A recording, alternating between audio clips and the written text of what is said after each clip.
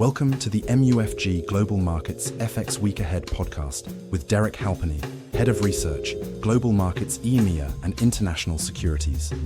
It's Friday, 1st August 2025, and joining Derek to pose some questions on the financial market themes for the week ahead is Jack Greenslade of UK, Ireland, Switzerland and Middle East Corporate Sales. The following podcast is intended for professional investors and eligible counterparties only, and not for retail clients. Any content should not be regarded as an offer to conduct investment business or an investment recommendation, but for information purposes only. Hello, Derek. How are you? Good, Jack. Not too bad. Not too bad. Kind of a busy afternoon. Yeah.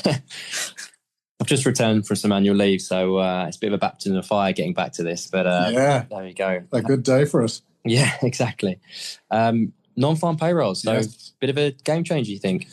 Yeah, it's a pretty significant change. I think the first thing we should say is, listen, the reliability of payrolls is not great when you consider the picture we have now over the last 3 months and how it differs to what we thought the situation was. 14,000 last month was reported at 147.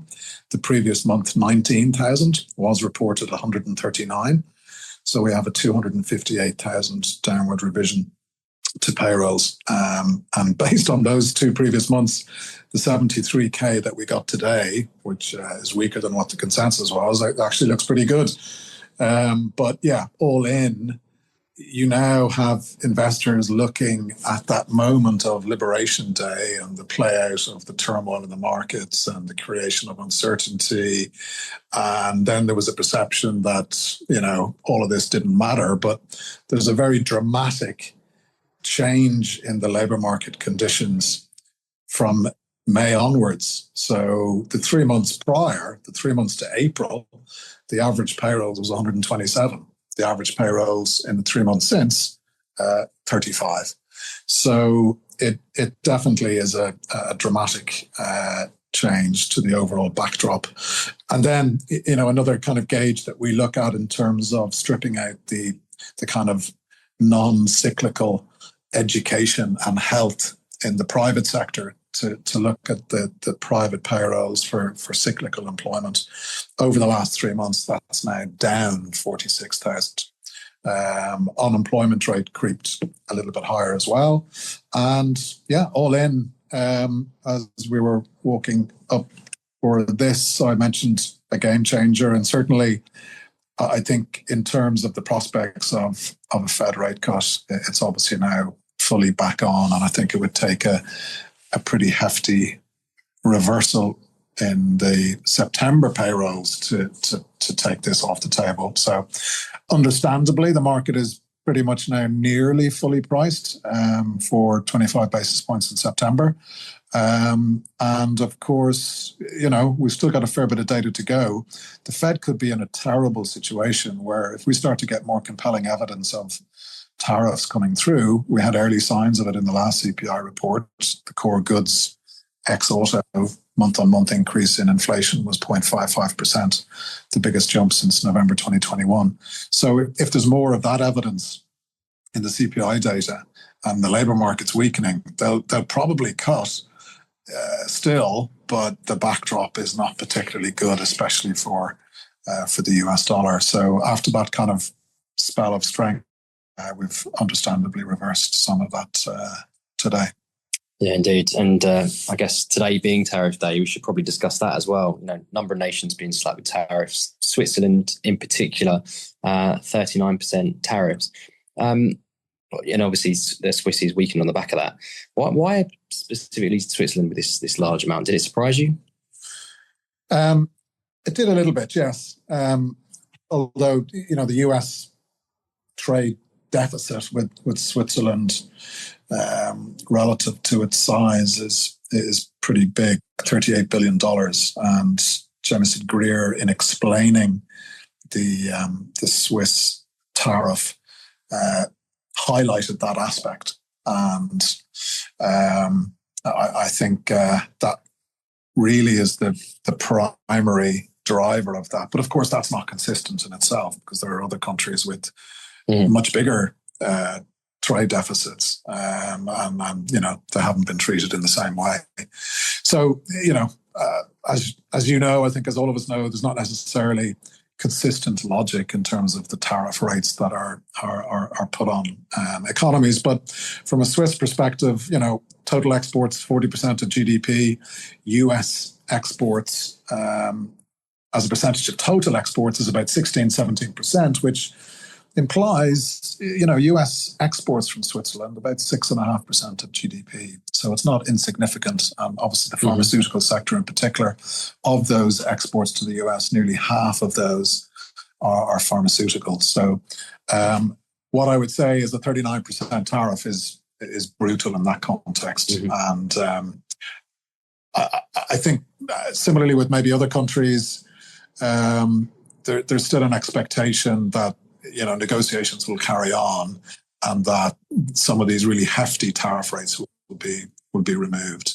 Now, the Swissy today is underperforming, and I think Euro Swiss is up 0.4%. I had a quick look before we came up. So, but it has been strengthening. It is closer to the kind of lower bound of where we've been, and I think from a monetary policy perspective, the Swiss franc is still probably more likely than not to be under upward pressure if other global central banks are cutting rates, but the SNB is basically at zero. Yeah. And there's a reluctance that's been communicated about going back into negative territory. Well, then you can still have spreads moving in favor of Swiss strength. So I think that, obviously if these tariffs stick, I would certainly be expecting the Swiss franc to weaken, but you have to also be mindful of its that zero bound, and the fact that from a safe haven perspective, it's still a good currency of choice. But definitely this is impactful to the outlook if this tariff sticks over the medium term, and which I would be surprised. I would imagine it'll come down. Yeah, and you speak about the outlook. Obviously, today our monthly publication is out. I noticed this. We're looking at revising euro dollar lower a little bit, dollar yen a little bit lower, a little bit higher as well. Some other modest tweaks showing modest strengthening of the dollar versus previous. Is there any rationale to that? Do you think dollar strength is going to be?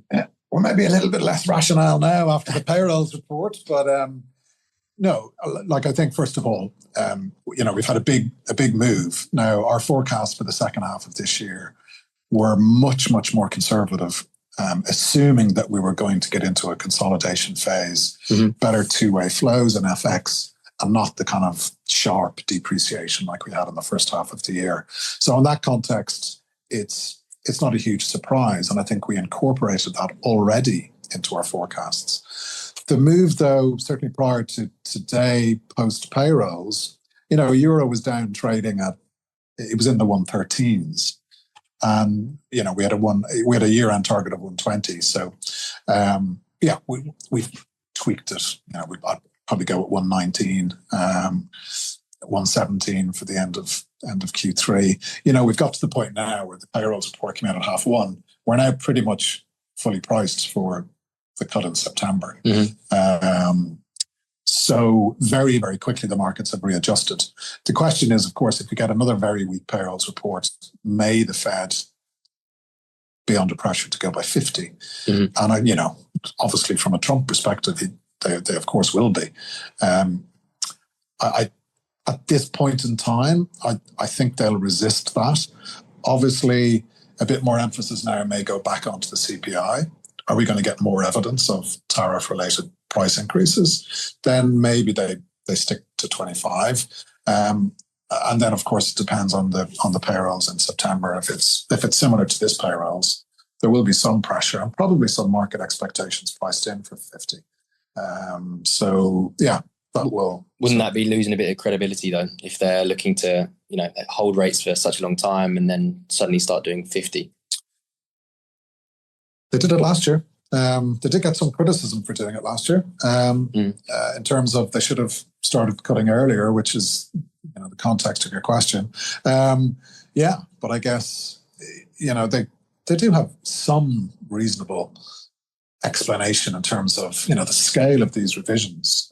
258,000 is, outside of COVID, those kind of 2-month revisions are unprecedented. So the information they had basically has been revised dramatically, and they can only go with the information in front of them. But yeah, the pressure will certainly build. I still think, though, from an FX perspective, let's not forget and lose sight of the fact that the dollar performance in the first half of the year, minus 10%, the worst in the floating exchange rate era going back to 1973. So it's a big historic move. We do have bad news priced into the dollar. For sure, more data like today and the Fed cutting more actively, we're going to weaken further, but it's still going to be more contained than what we've had before, especially given these tariff rates and what that potentially does to the global growth picture outside of the US. Okay, well, thank you so much for speaking with me, Derek. Thanks, Jack. Have a good weekend. Thanks, you too. Thank you for listening to this MUFG Global Markets podcast. Rate, review, and subscribe. Contact your MUFG sales rep for more information. Come back next week for more insights from the Global Markets Research team.